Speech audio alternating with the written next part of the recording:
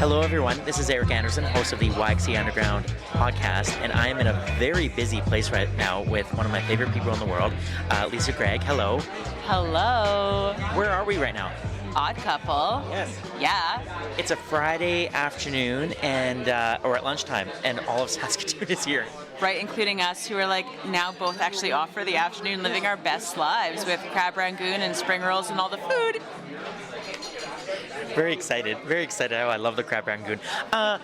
Lisa, what is on your mind these days? Oh, as I was just saying to you, what am I going to say? And then I'm hearing the noise of where we are, and I'm oh, I think what's on my mind as we are gearing up for summer holidays, because we have school-aged kids, and we were talking about your MVP of a wife, Jen, headed into summer mode, that the transitions of how, yeah, the noise, and it's so easy to get caught up in the hustle and the chaos and the busy, and this is all me projecting, and the need for us to find calm and slow and to really own our own timelines and schedules as we are entering a season of just longer nights, longer days, less rigidity, more go with the flow, and this is just a caution to proceed with caution, to not overdo it. I was just about to say, Lisa, is this possible to be calm and to slow down when there is so much happening in the summertime with your, I imagine your two kids have a very busy summer lined up. How can you balance the two? Is it possible? It's not possible. I'm asking everyone to do probably, I feel, the most counterintuitive thing, right? But it's what is it Michelle Obama says, when they go high, or no, when they go low, you go high. And I'm when the energy goes high, we need to go low. It's the opposite of the quote. But I'm it is going to feel counterintuitive because we're all ramping up for there's no better city in this country than Saskatoon in the summer. And endless things to do and the opportunity to go. I know June is a nightmare for many families because it's everything seems to wrap up. School has all of the trips. We're all in all of the things, and summer holidays are starting, and that goes for people without kids too, because it's just you're now gearing up for vacation coverage or whatever that is. And I think it's easy to get caught up in that energy. And our nervous systems go a little offline because they're okay, go. And then we end up on September 1st going, whew, summer was exhausting. What was I thinking? And so I don't know why, but I'm the noise and the hustle bustle of where we are. I feel this represents how I'm starting to feel inside, and I'm there's my universal message to be calm the F down. So, practically, are there certain things people can do to calm the bleep down if they can feel it coming on, and it's because July's around the corner? Are there certain things people can do, Lisa? Oh man, I think if we're people who are used to being quite flat out, or we get caught up in that cycle, you got to schedule it. You got to schedule downtime, and I think we have to start getting better at being bored or allowing boredom in our house. I often joke where I'm we just try to live like it's 1992 as much as possible, where it's how do we not over schedule? How are we not making all of these plans? How can a play date literally just be go play? I'm not running summer camp for you and your best friend. I'm not going to have all the crafts perfectly set out on the table and this agenda. I don't know. Go be bored.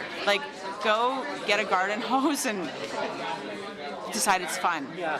And it's interesting. And I know we've talked about it before, creativity kind of comes on the other side of boredom anyway, but it's amazing what happens. I see it, it's in me too, but in my kids, when I don't give them the out, when it's I'm bored, or they want to, of course, watch TV, or they want to get on the screen. Thank you. They want to get on the screen, and I'm no. And you deal with this meltdown, and then you wait it out. You just sit in the discomfort with them, and all of a sudden, out comes the Lego, out comes the markers, and they just start like doing things, or like, I'm gonna go ride my bike. It's like, exactly. And then as an adult, we just don't do it. We just doom scroll. And we like open up, we do like the app circuit where we like open all of our apps and close them until we find something. And I'm like, God, when's the last time I let myself just like actually see what's on the other side of boredom? Like, do I maybe nap? I don't know.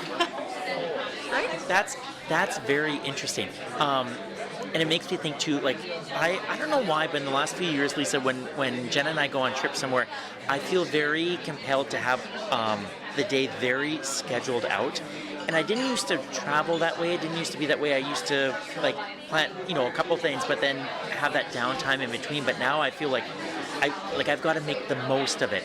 And you brought up something interesting, because in Saskatoon our summers are great, but I do feel like people are like, well, I've got to cram as much as I can into summer. But it's okay to be bored, isn't it? I'm like, I think the greatest thing is like when we allow ourselves to like linger longer. So when we go for a coffee and we just like linger until we decide that we're ready to leave, not because we have an appointment to get to or like this like timeline when it's like, okay, now I'm gonna go wherever. Like, there's such a gift when we allow ourselves and have an opportunity to just like linger. I'm like maybe that's like my challenge for people headed into like the summer, where possible. It's like, where can you like linger? It's like when you just go for a coffee or a drink with a friend, and it's just, you just don't have a plan. You just go and you just like stay, and then it's not like, okay, well, I need to go do a pickup here in about 25 minutes. So no, you just like leave. It's like such a cup filling experience that like, I know that like I certainly don't do enough of. Like, I also am running a strict agenda all of the time in my head, and it's exhausting for me, let alone the people who have to like be around me, or for Ross, who everyone got to know last episode. But we need to like, that's where I think we have to just do more of, and like to truly like, experience, like I said, our city and doing what we need. Oh, the Rangoons have arrived. Thank you, Andy. Podcast? No. Oh, yeah. Hi. Andy, you're on a podcast. Thanks, Andy. That's Andy from Odd Couple. You're so right about like letting things linger. You recently went on a trip to Chicago with one of your best friends. Did you what was your approach to that time? Oh my God, did we linger? She's also so great at, but it's like, I mean, so 2 moms, child-free. We like lived together post-university, like best 20-year-old lives in Toronto.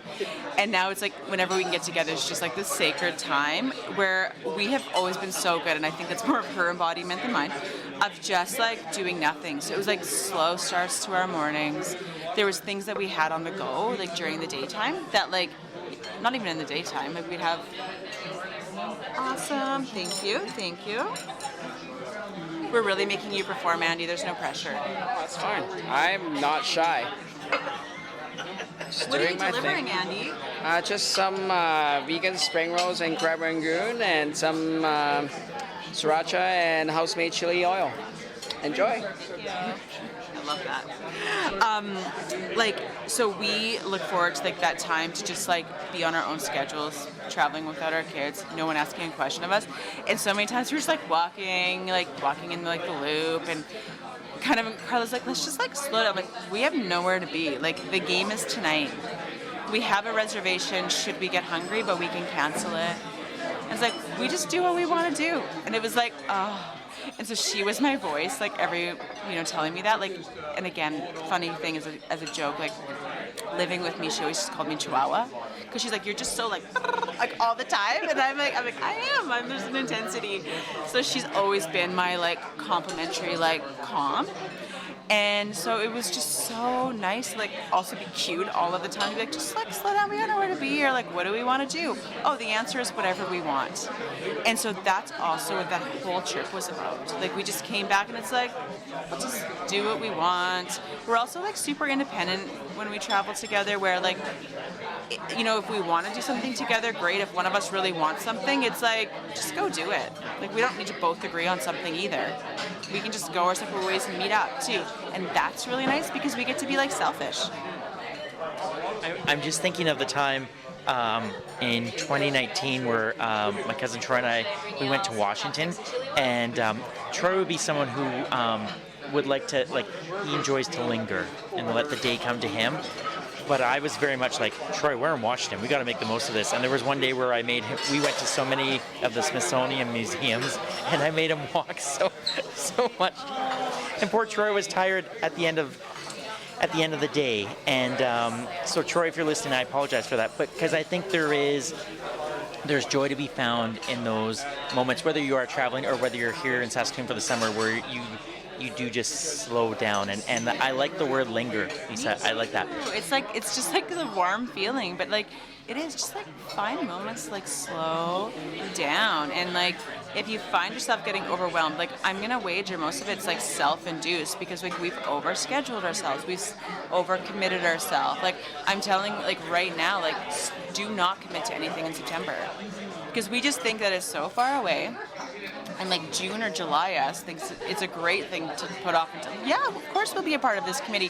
Yeah, we'll do that. No problem. I'm going to sign my kids up now for like September me. And it's like, what are you thinking? Like just like calm down, which like none of us respond well to that.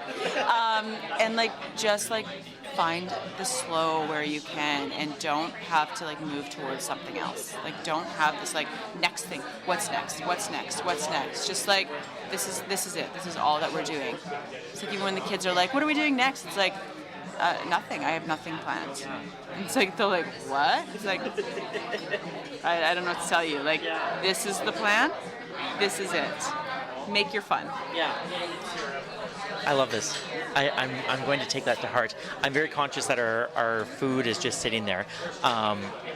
But I do have something to... Any more thoughts you want to share before? I have a little something for you as a thank you for... Because this is our last Walking with Lisa episode for season 7. And so I have a little something for you. But anything else you want to share? Any more thoughts? No, I just like... This is your invitation to like linger this summer. Okay. That's what people need to do. Okay, that's wonderful. Thank you for that. I think that's very wise of you. I'm going to give you the microphone. I love that he's passing me the microphone. I can really put him on the hot seat if I knew that he wouldn't edit it out. That's very true. I know. I have a book for you. Oh, what does he have for me? Stop it. Okay, I don't have it, and I have not read it. And yes, it's the We Can Do Hard Things book, though it's the book that Glennon Doyle and Abby Wambach and Amanda Doyle wrote. Okay, Eric, this is like my all-time favorite podcast. I love them with my whole heart, and it's like been on my list. And like now I have like my latest guide to life. This is like perfect. Like I'm not even just saying that. Oh, Eric. I'm very glad you like it. I saw the three of them interviewed on The Daily Show about a month and a half ago, and when I saw their interview, I was like, this is right up Lisa's alley. And so I purchased it, and then I did... Lisa's taking a photo right now. There are, just a heads up, there are some notes in there, because I flipped through it, and there's some notes in there on some random pages where I share my thoughts on what is said. So hopefully you get a kick out of that. But I'm very grateful for how you always take the time to meet me for a walk, which have turned into lunches now, which I love. But I know listeners really appreciate your wisdom and your humility and just how you're able to articulate things in ways that, like complex emotions, in ways that like everyone can understand. And so I'm very grateful for you and our friendship. So thank you, Lisa. Oh, thank you, Eric. And again, thank you to like the YXE Underground community. I mean, your time and your listens and your downloads and just like general like care and curiosity about our community is what we need. I think that like we are stronger together, and like this is like, you know, one small but big act, like how we can just learn more about paying attention to what's going on for each other. So like I want to thank everyone for being here, because like yeah, you're one of my favorite people, and like your people are the best people. Thanks, Lisa. Have a wonderful summer. You too.